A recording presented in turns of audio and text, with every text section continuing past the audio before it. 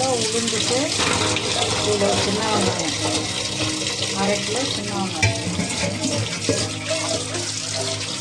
நல்லா வாஷ் பண்ணிடணும். சின்ன வெங்காயம் தோல் எடுத்துட்டு வாஷ் பண்ணிட்டு 1 கிலோ உளுந்து 1 மணி நேரம் தான் ஊறணும்.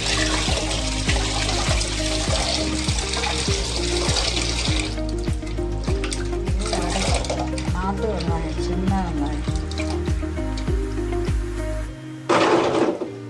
இதே மாதிரி பொடி வெங்காயம் தான் வதக்கி போடணும், அப்போ தான் நல்லாயிருக்கும்.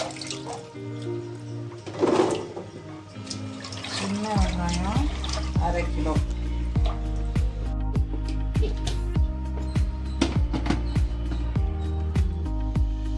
ஆயிடுச்சு. இந்த அளவுக்கு மாவு இருக்கணும், வடை மாவு கையில் ஒட்டாமல் கொஞ்சம்.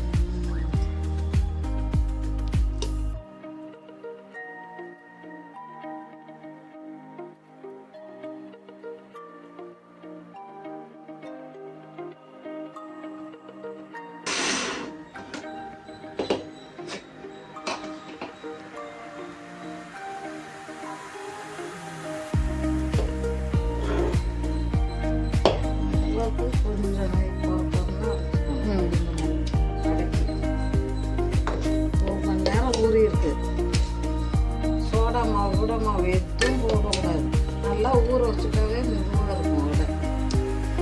சோடா மாவு போட்டால் வயிறு வலிக்கும். வீட்டில் சுடுறதுனால இப்படி தான் சுடணும், வடை சூப்பராக இருக்கும்.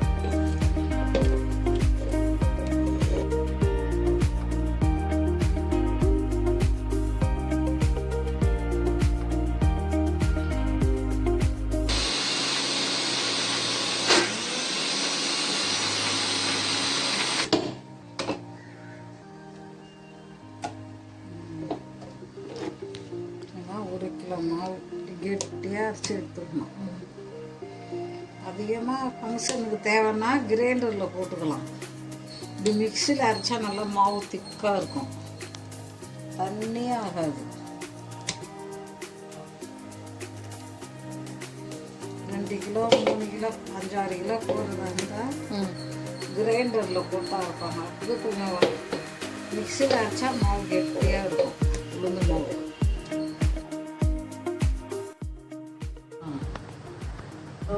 முழு மிளகாய் எடுத்து இப்படி 4 நறுக்கணும். பாரு 4 பீஸாக இருக்குதா, இப்படி நறுக்கி தான் வடைக்கு நைஸாக நறுக்கணும். அப்போ வடையில் இது சாப்பிட்டு தனியாக நல்லா மிஸ் ஆகிடும்.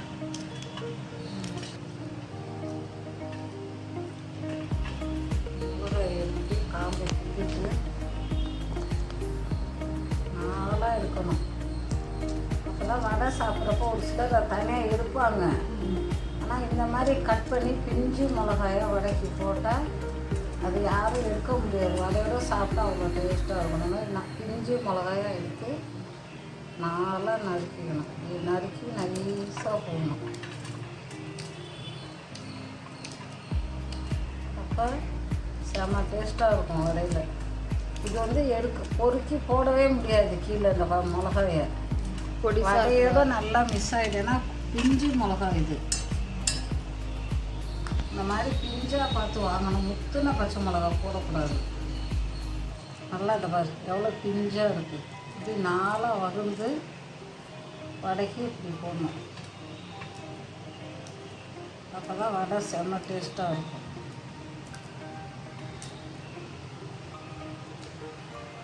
நல்லா பச்சை மிளகாய் கழுவிடணும்.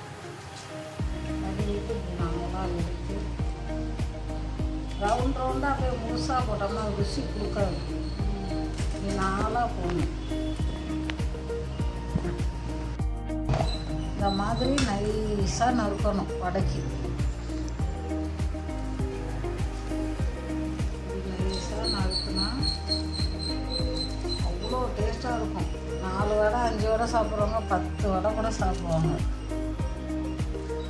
அவ்வளோ அமிர்தமாக இருக்கும் சாப்பிட்றப்ப. வடை வந்து சும்மா உளுந்து வடை சுட்டோன்னா பெரிய வெங்காயத்தை கட் பண்ணி மாவுலையே போட்டு பச்சை மிளகாயை சும்மா அப்படியே ரவுண்டாக அது ஒரு மாதிரி இது என்னது பீன்ஸ் கட் பண்ணுற மாதிரி கட் பண்ணியெல்லாம் போட, அது மாதிரி 4ஆக வகுந்து போடணும்.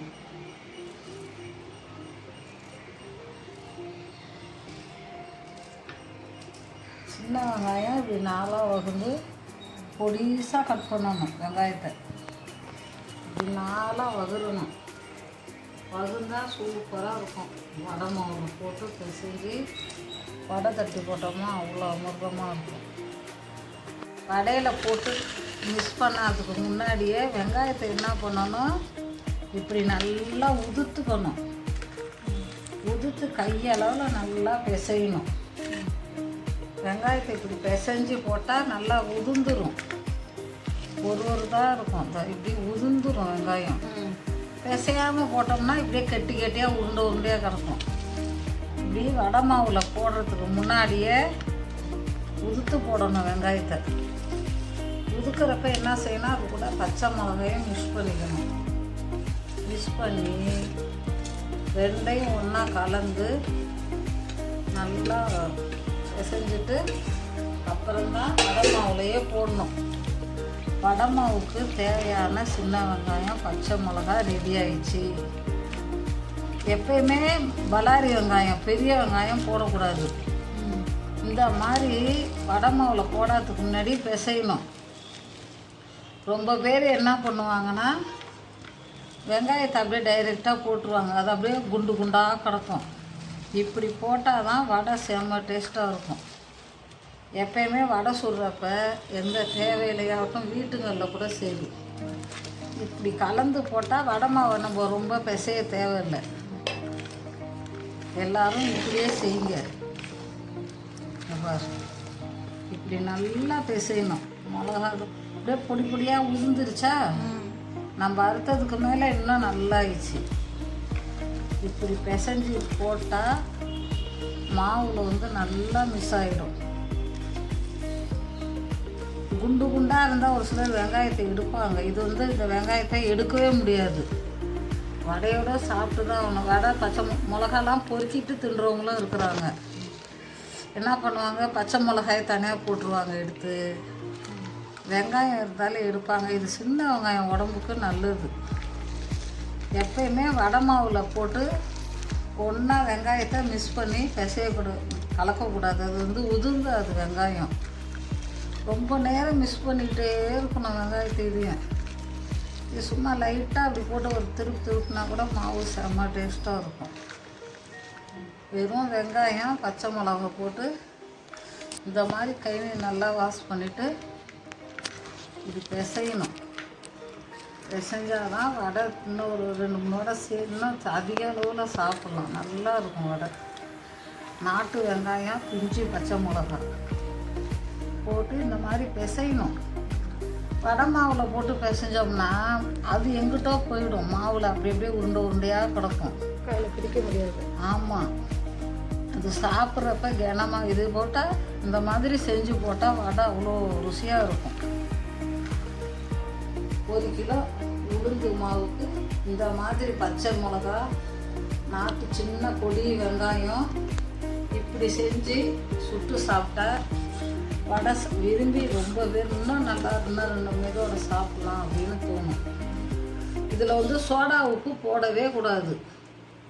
கடைகள்லாம் பார்த்தா பொதுவாகவே வீட்டுங்களில் கூட சோடா மாவு போடுவாங்க. சோடா மாவே இதுக்கு தேவை கிடையாது. சும்மா வடையை சுட்டு எடுத்தால் மெதுன்னு நல்லா இருக்கும். சாப்பிட்டா வயிறெல்லாம் வலிக்காது.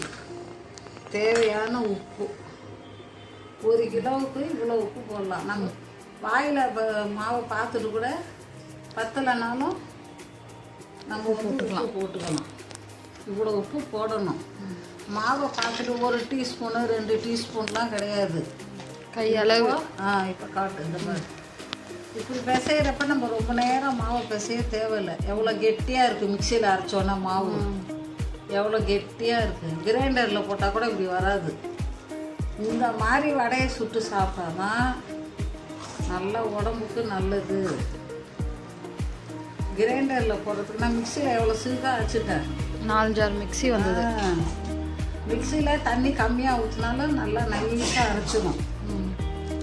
இந்த மாதிரி தான் செய்யணும். பாரு, மாவு தண்ணியாகவே இல்லையா, மிக்சியில் தான் அரைச்சேன். கிரைண்டரில் லேட்டாகும், மாவு கூட நல்லா மிஸ் ஆயிடுச்சு.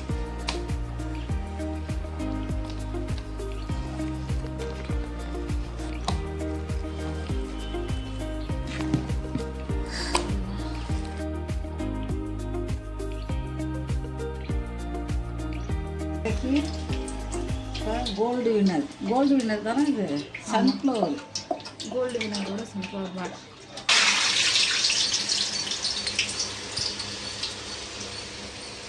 வீட்டில் அரைச்ச மாவு வடை ரெடி.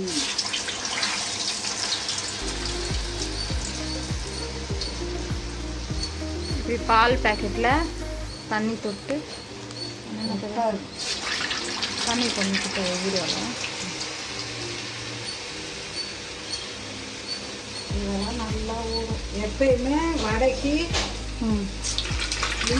நாட்டு வெங்காயம், சின்ன பிஞ்சு பச்சை மிளகா இப்படி தான் சுடணும். வடை தனியாக ஆனியன் பச்சை மிளகாலாம் பிசைஞ்சு இப்படி போட்டால் தான் வடை செம்ம. சாப்பிடாதவங்களும் விரும்பி சாப்பிடுவாங்க. காலையில் டிஃபனே இதே போதும், உடம்புக்கு நல்லது.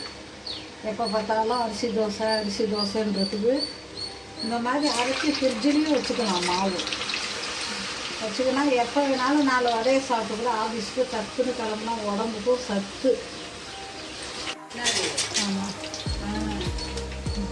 எப்படி வடை சுடணும்னு தெரியல, சூப்பராக இருக்கும். இந்த மாதிரி வடை கிடைக்கவே கிடைக்காது.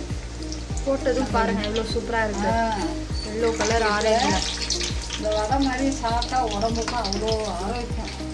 என்ன 1 கிலோ உளுந்து என்ன அவ்வளோ? கடையில் ஒரு உளுந்து வடையை பெரிய ஹோட்டலில் 15 ரூபா 10 ரூபா விற்கிறாங்க ஒரு வடையை. இதே மாதிரி நம்ம வீட்டில் செஞ்சு 2 நாளைக்கு ஒருக்கா மாவு அரைச்சி கூட ஃப்ரிட்ஜில் வச்சு சாப்பிட்டா பிள்ளைங்களுக்கும் நல்லது, குழந்தைங்களுக்கு, பெரியவங்களுக்கு உபசம் வராது, வயிறு ஊதாது.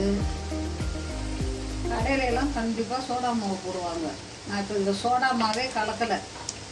ஏன்னா 1 மணி காலையில் 5 மணிக்கெல்லாம் மாவு உளுந்து ஊற வச்சு 7 மணிக்கெல்லாம் மாவை மிக்சியில் அரைச்சாச்சு. 2 மணி நேரம். ஆமாம், இப்படி தான் ஊறி வடை சுடணும். தேங்காய் சட்னி, பிரண்டை சட்னி வச்சு சாப்பிட்டா செமையாக இருக்கும். வீட்டில் சும்மா வேலைக்கு போகணும், வீட்டில் இருக்கிறவங்க இந்த மாதிரி செஞ்சு மெனக்கட்டு பசங்களுக்கு, அவங்களுக்கு வீட்டு ஆஃபீஸில் வேலைக்கு போகிற அவங்களுக்குலாம் இந்த மாதிரி கொடுக்கலாம். வேலைக்கு போகிறவங்க சும்மா ஃப்ரீயாக இருக்கிற டைமு இது செஞ்சு ஃப்ரிட்ஜில் வச்சுக்கின்னு வேலை விட்டு வந்தோடனே இப்படி சாப்பிட்லாம், நல்லாயிருக்கும்.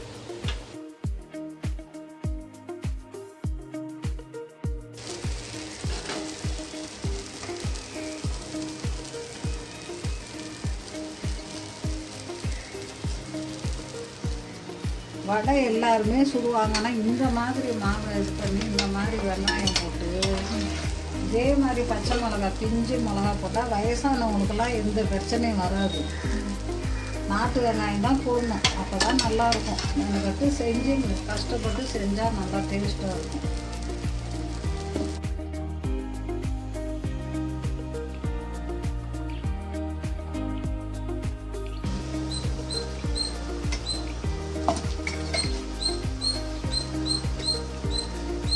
வீட்டில் சுட்ட நாட்டு உளுந்து, சின்ன வெங்காயம், பச்சை மிளகா போட்டு வடை ரெடி.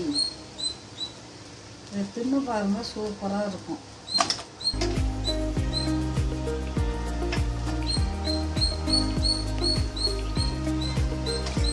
ஓகே காய்ஸ், எங்கள் அம்மா சுட்ட வடையை நான் போய் சாப்பிட போகிறேன். இந்த வீடியோ உங்களுக்கு பிடிச்சிருந்தா மறக்காமல் லைக் பண்ணுங்கள், ஷேர் பண்ணுங்கள், கமெண்ட் பண்ணுங்கள் அண்ட் என்னோட சேனலை சப்ஸ்கிரைப் பண்ணுங்கள். Until then, bye guys, see you on the next video.